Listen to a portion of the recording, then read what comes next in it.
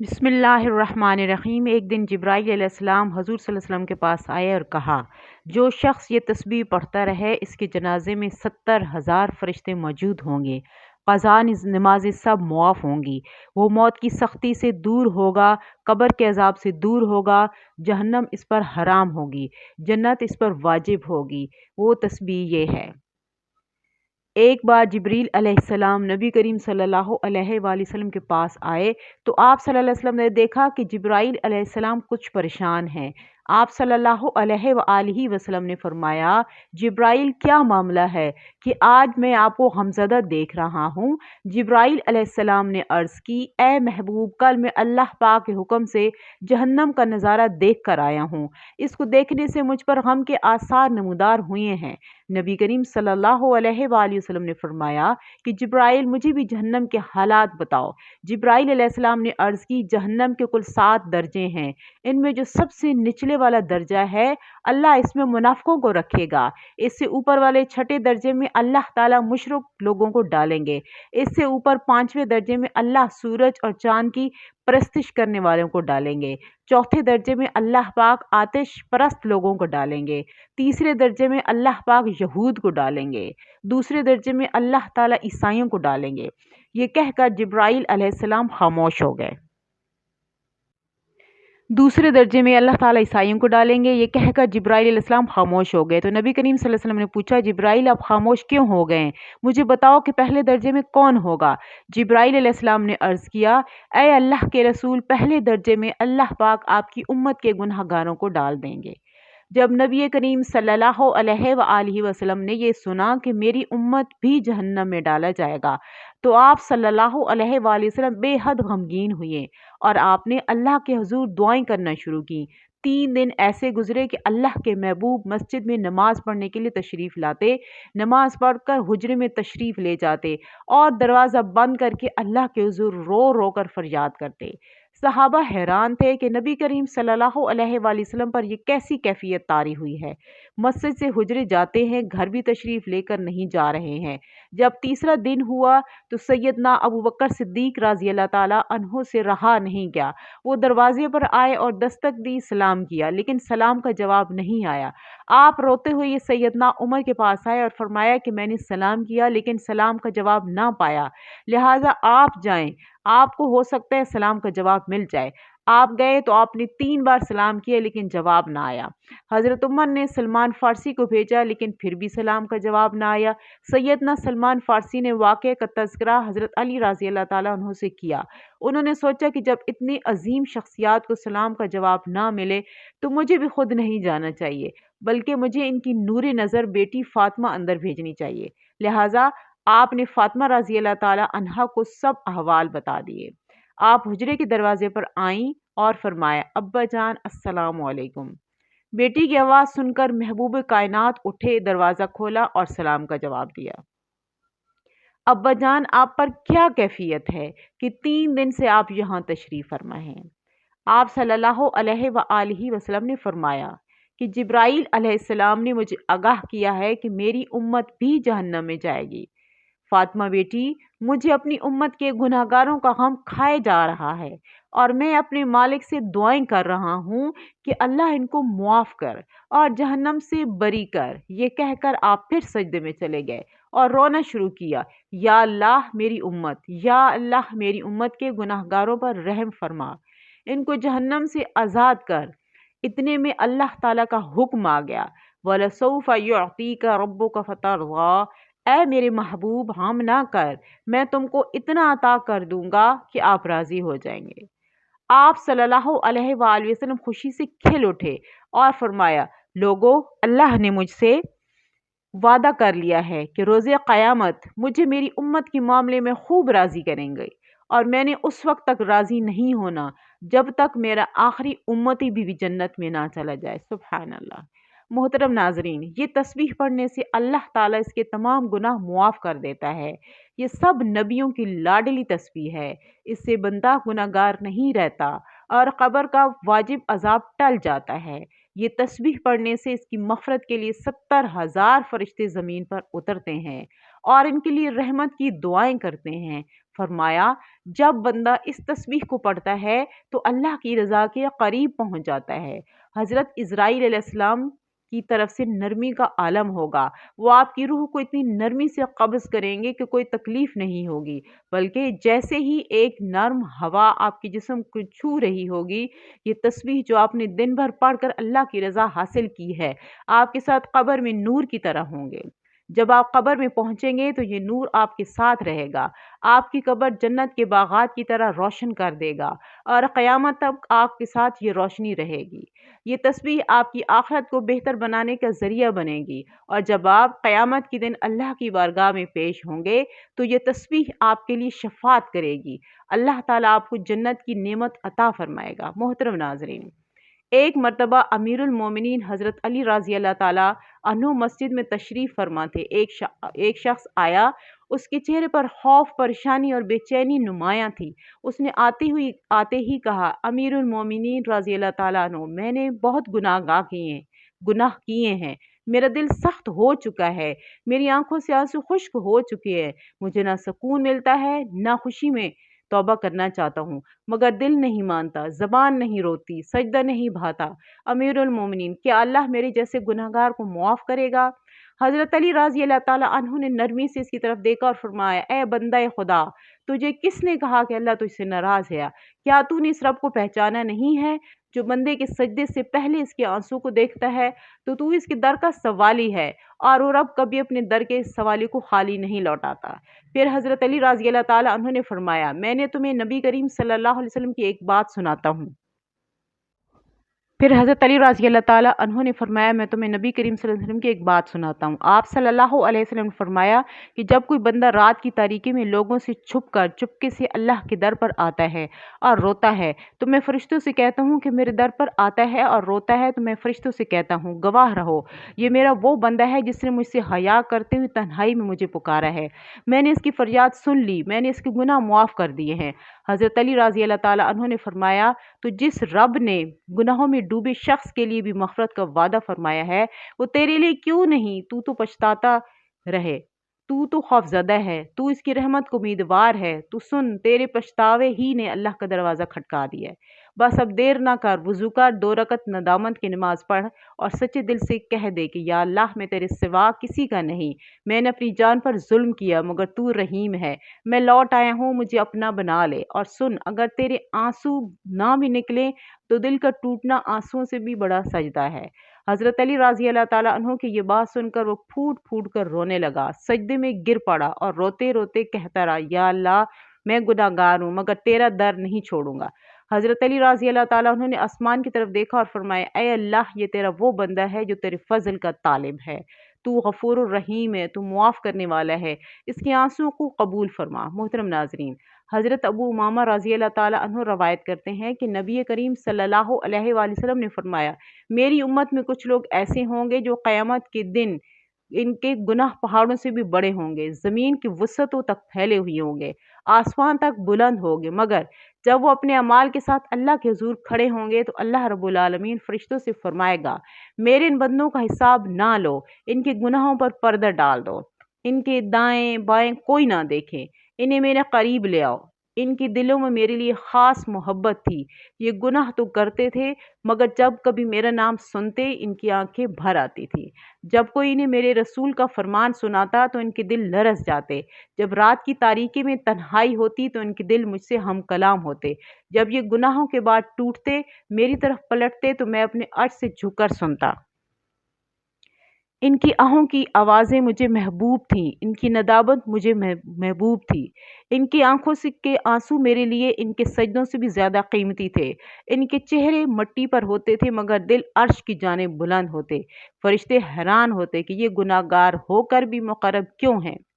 اللہ فرماتا ہے، کیونکہ اس نے میری طرف امید کا در کھلا رکھا تھا، کیونکہ جب بھی بکھرا میں نے اسے سمیٹا، جب بھی ٹوٹا میں نے جوڑا، جب بھی گرا میں نے تھاما، کیونکہ یہ مجھے پکارنا جانتا تھا۔ اے میرے بندے، تو کہاں کہاں نہ گیا، تو نے دنیا کو اپنا سہارا بنایا، تو بندوں کے سامنے جھکا، تو نے وقت کو ضائع کیا، تو نے گناہ سے دل کو کالا کیا، مگر جب تیری دنیا اجڑ گئی تیرے خواب چکنا چور ہو گئے، تیری امیدیں ختم ہو گئی، تب میرے در پر آیا۔ تو نے کہا یا اللہ، تو نے روتے ہوئے کہا یا رب، تو نے رات کے آخری پہر میں سسکتے ہوئے کہا اے میرے رب، میں تھک گیا ہوں، میں ہار گیا ہوں، میں ٹوٹ گیا ہوں۔ تب میں نے تیرے در کی وہ آواز سنی جو زبان پر نہ تھی۔ میں نے عرش سے فرشتوں کو فرمایا اس بندے کو تنہا مت چھوڑنا، میں وہی اللہ ہوں جو توبہ قبول کرنے والا ہوں، میں وہی اللہ ہوں جو توبہ کرنے والے سے خوش ہوتا ہوں، اور جب کوئی بندہ سچے دل سے ایک بار بھی یا اللہ کہتا ہے تو میں عرش سے اس کی طرف متوجہ ہو جاتا ہوں۔ سبحان اللہ۔ نبی کریم صلی اللہ علیہ وآلہ وسلم نے فرمایا قیامت کے دن کچھ چہرے روشن ہوں گے، ان کے گناہ بہت ہوں گے مگر ان کے دلوں میں اللہ کی عظمت کا نور ہوگا، ان کے ہاتھ خالی ہوں گے مگر اللہ کی رحمت ان کے سامنے ہوگی، اور ان سے کہا جائے گا آج تمہیں وہ رب معاف کر رہا ہے جس سے تم شرمندہ تھے، تمہارے وہ آنسو گواہ ہیں جو رات کی تاریکی میں بہے، تمہاری وہ آہیں، تمہاری دلیلیں جو تم نے خلوت میں بھری، تمہاری وہ دعائیں گواہی دے رہی ہیں جو تم نے ٹوٹے دل سے مانگی تھی، تم نے دنیا والوں سے چھپ کر جو آنسو بہائے وہ آج تمہارے حق میں حجت بنے ہیں۔ پھر نبی کریم صلی اللہ علیہ وسلم نے فرمایا اللہ تعالیٰ فرماتا ہے اے انسان، اگر تو زمین بھر کے گناہ لے کر بھی میرے سامنے آ جائے اور میری رحمت سے مایوس نہ ہو تو میں تجھے زمین بھر کر مغفرت عطا کر دوں گا۔ میں وہ اللہ ہوں جو دلوں کے حال جانتا ہوں، میں وہ اللہ ہوں جس کے خزانوں میں کوئی کمی نہیں، میں وہ ہوں جس کے در سے کبھی کوئی خالی نہیں جاتا۔ میں نے تجھے پیدا کیا تاکہ تو میرے قریب ہو جائے، میں نے تجھے عقل دی تاکہ تو مجھے پہچان سکے، میں نے تجھے آزمائش دی تاکہ تو میرے در پر آ جائے۔ اے میرے بندے، تو 1000 بار بھی پلٹے میں تیرے لیے ہوں، میں تجھے ہر بار معاف کرنے والا ہوں۔ محترم ناظرین، حضرت سعد بن ابی وقاص رضی اللہ تعالیٰ عنہ ایک واقعہ قابل ذکر ہے۔ انہوں نے احد کے دن نبی پاک صلی اللہ علیہ وآلہ وسلم کے گرد ڈھال بنا رکھی تھی اور ڈھال بن کر لڑائی کرتے رہے اور ہر تیر کو نبی کریم صلی اللہ علیہ وسلم کے سامنے کھڑے ہو کر روکا۔ حضور اقدس صلی اللہ علیہ وسلم ان کی بہادری دیکھ کر بار بار کہہ رہے تھے سعد تیر مارو، میرے ماں باپ تم پر قربان ہوں۔ یہ وہ جملہ تھا جو آپ صلی اللہ علیہ وسلم نے بہت کم صحابہ کے لیے فرمایا، اور حضرت سعد ان چند خوش نصیبوں میں سے ہیں جن کے لیے نبی پاک صلی اللہ علیہ وآلہ وسلم نے والدین کی قربانی کے الفاظ استعمال کیے ہیں۔ اسی دن حضرت طلحہ بن عبید رضی اللہ تعالیٰ عنہ نے بھی نبی کریم صلی اللہ علیہ وسلم کے سامنے ڈھال بن کر اپنے ہاتھ سے اتنے تیر روکے کہ ان کا ہاتھ مفلوج ہو گیا۔ نبی پاک صلی اللہ علیہ وآلہ وسلم نے فرمایا جس دن آج طلحہ کو دیکھا ہے وہ جنتی کو دیکھ رہا ہے۔ یہ سب واقعات ہمیں یاد دلاتے ہیں کہ قربانی صرف مال یا وقت کی نہیں ہوتی بلکہ جان سے بڑھ کر نبی پاک صلی اللہ علیہ وآلہ وسلم کی محبت کا حق ادا کرنا ایمان کی وہ بلندی ہے جہاں فرشتے زمین پر اترتے ہیں۔ صحابہ کرام رضوان اللہ علیہم اجمعین کی زندگیاں صرف تاریخ نہیں ہیں بلکہ وہ عملی قرآن پاک پر عمل کرنے والے تھے۔ ان کے واقعات آج ہمیں جھنجھوڑتے ہیں کہ ہم کیا کر رہے ہیں نبی کے دین کے لیے، ان کے طریقے کے لیے، ان کے مشن کے لیے، اور کب ہم اپنی نیندیں، اپنی خواہش، اپنی زندگی سے اٹھ کر اللہ کے دین کے لیے وہ جذبہ لائیں گے جو صحابہ کرام رضوان اللہ علیہم اجمعین نے دکھایا۔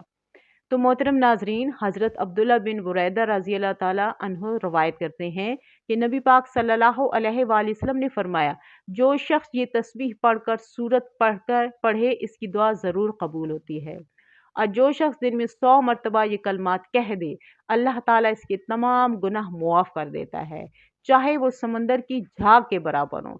یہ سورت اور کلمات ایک ساتھ پڑھنے سے اس کی مغفرت کے لیے 70,000 فرشتے زمین پر اترتے ہیں، سبحان اللہ، اور ان کے لیے رحمت کی دعائیں کرتے ہیں۔ فرمایا جب بندہ ان کلمات کو پڑھتا ہے تو وہ اللہ کی رضا کے قریب پہنچتا ہے۔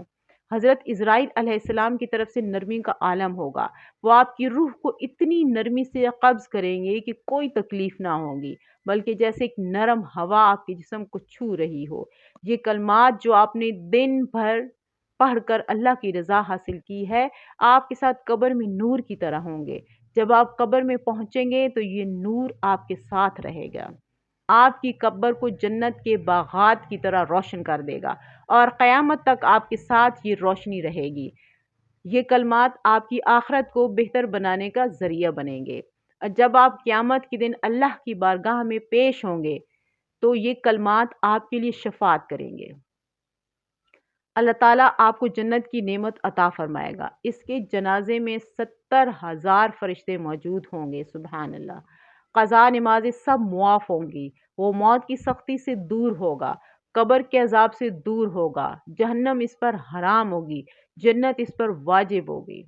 ابن سعد نے روایت کی ہے کہ ہم مقام تبوک میں ایک دن حضور اقدس صلی اللہ علیہ وآلہ وسلم کی خدمت اقدس میں تھے۔ سورج نکلنے کا وقت تھا کہ سورج عجیب و غریب چمک دمک اور حیرت انگیز روشنی اور شعاؤں کے ساتھ نکلا۔ آج کی روشنی ہر دن کی روشنی سے نئی، نرالی، پر نور۔ اس سے پہلے کبھی اس طرح سورج طلوع ہوتے نہیں دیکھا۔ ہم سب دیکھ کر تعجب کر رہے تھے کہ اسی وقت حضرت جبرائیل امین علیہ السلام بارگاہ رسالت میں تشریف لائے۔ حضور اکرم صلی اللہ علیہ وآلہ وسلم نے فرمایا، اے جبرائیل، آج کیا بات ہے جو سورج اس آب و تاب کے ساتھ طلوع ہو رہا ہے؟ اس سے پہلے ایسا نہیں دیکھا۔ جبرائیل علیہ السلام نے عرض کیا، اس کی وجہ یہ ہے کہ آج معاویہ بن معاویہ جو کہ بڑے صالح اور جلیل القدر صحابی تھے، جس کا مدینہ شریف میں انتقال ہو گیا ہے، تو اللہ تعالیٰ نے 70,000 فرشتے ان کے نماز جنازہ پڑھنے کے لیے بھیجے ہیں۔ آپ صلی اللہ علیہ وسلم نے فرمایا، یہ عزت و تکریم کے لیے کی گئی ہے۔ حضرت جبرائیل امین علیہ السلام نے عرض کی کہ وہ بکثرت سورہ اخلاص رات دن چلتے پھرتے اٹھتے بیٹھتے پڑھا کرتے تھے، اور آپ کی شفاعت اس پر لازم ہو گئی۔ اور اگر فرمائیں تو میں زمین کھینچ کر آپ کے سامنے کر دوں تاکہ آپ بھی ان کا جنازہ پڑھیں اور آپ کی دعائیں مستحبات سے مستفیض ہوں۔ حضور اقدس صلی اللہ علیہ وآلہ وسلم نے فرمایا، بہتر ہے۔ حضرت جبرائیل علیہ السلام نے پر مار کر سب کچھ ہٹا دیا، کوئی چیز درمیان میں حائل نہ رہی، جنازہ آپ کے سامنے آ گیا۔ آپ نے ملاحظہ فرمایا اور 70,000 فرشتوں کی 2 جماعتیں صفیں پیچھے لے کر نماز جنازہ ادا فرمائی۔ حضرت جبرائیل امین علیہ السلام نے حضور پاک صلی اللہ علیہ وسلم سے عرض کیا، جو شخص یہ تسبیح پڑھتا رہے گا، اس کے جنازے میں 70,000 فرشتے موجود ہوں گے، قضا نمازیں سب معاف ہوں گی، وہ موت کی سختی سے دور ہوگا، قبر کے عذاب سے دور ہوگا، جہنم اس پر حرام ہوگی اور جنت اس پر واجب ہو جائے گی۔ جو شخص سورہ اخلاص کی تسبیح کسی بھی نماز کے بعد 1 مرتبہ پڑھے گا تو حضور پاک صلی اللہ علیہ وآلہ وسلم کی شفاعت اس پر نصیب ہوگی۔ محترم ناظرین، آپ نے سب سے پہلے حضور پاک صلی اللہ علیہ وسلم کی ذات اقدس پر درود پاک کا نذرانہ پیش کرنا ہے۔ ایک بار ثواب کی نیت سے میرے ساتھ بھی درود پاک پڑھ لیں۔ اللہم صلی علی محمد وعلی آل محمد کما صلیت علی ابراہیم وعلی آل ابراہیم انک حمید مجید۔ اللہم بارک علی محمد وعلی آل محمد کما بارکت علی ابراہیم وعلی آل ابراہیم انک حمید مجید۔ درود پاک پڑھنے کے بعد آپ نے ایک تسبیح سورہ اخلاص کی پڑھنی ہے۔ سورہ اخلاص قرآن مجید کی سب سے چھوٹی سورت ہے جو 4 آیات پر مشتمل ہے، جس میں اللہ تعالیٰ کی توحید و رسالت اور وحدانیت کو بیان کیا گیا ہے، اور یہ سورت ہر کسی کو آتی ہے۔ ایک بار ثواب کی نیت سے میرے ساتھ بھی پڑھ لیں۔ بسم اللہ الرحمن الرحیم۔ قل هو اللہ احد اللہ الصمد لم یلد ولم یولد ولم یکن لہ کفوا احد۔ ایک تسبیح سورہ اخلاص پڑھنے کے بعد آپ نے 33 مرتبہ استغفر اللہ ربی من کل ذنب واتوب الیہ پڑھنا ہے، اور اس کے بعد آپ نے 7 مرتبہ سورہ مزمل کی تلاوت کرنی ہے، اور آخر میں پھر آپ نے 1 مرتبہ درود پاک پڑھنا ہے جو شروع میں پڑھا تھا۔ اس عمل کی برکت سے آپ کے تمام گناہ معاف ہو جائیں گے اور جنت آپ پر واجب ہو جائے گی۔ میری اللہ تعالیٰ سے دعا ہے کہ اللہ تعالیٰ ہمیں نیک اعمال کرنے کی توفیق عطا فرمائے۔ اللہ تعالیٰ نیکی کی بات کو سننے، سمجھنے اور اس پر عمل کرنے کی طاقت اور توفیق مرحمت فرمائے۔ جو مانگا مقدر فرمائے، جو نہیں مانگ سکے بن مانگے عطا فرمائے، آمین۔ اللہ تعالیٰ سے دست ادب سے دعا کرتے ہیں کہ میرے تمام مسلمان بہن بھائیوں کو بروز قیامت حضور اقدس صلی اللہ علیہ وآلہ وسلم کی شفاعت نصیب فرمائے، آمین یا رب العالمین۔ ناظرین، اللہ سے اپنے تمام گناہوں کی بخشش مانگتے ہیں جو میرا رب ہے اور اسی کی طرف رجوع کرتا ہوں۔ اللہ تعالیٰ ہم سب کا حامی و ناصر ہو، آمین۔ اے ہمارے پروردگار، ہمارے تمام گناہوں کو معاف فرما، ہمیں ایسی زندگی گزارنے کی توفیق عطا کر جس زندگی سے تو راضی ہو جائے، ہمیں اطمینان قلب کی دولت سے مالا مال فرما، اور اپنی نعمتیں ہمارے اعمال کے حساب سے نہیں بلکہ اپنی رحمتوں کے حساب سے عطا فرما۔ یا اللہ، ہم تیری رضا میں راضی ہیں، ہمیں اسی پر قائم رکھ۔ اللہ رب العزت ہمارے عیب دانستہ اور نادانستہ گناہ کوتاہیوں کو معاف فرماتے ہوئے ہم پر اپنا کرم فرمائے، ہماری مشکلیں آسان فرمائے، ہم سب کے لیے آسانیاں فرمائے اور ہمیں آسانیاں بانٹنے کی ہمت اور توفیق عطا فرمائے۔ یا رب ہماری سب نیک دعائیں حاجات اپنی شان کے مطابق قبول فرما۔ آمین یا رب العالمین۔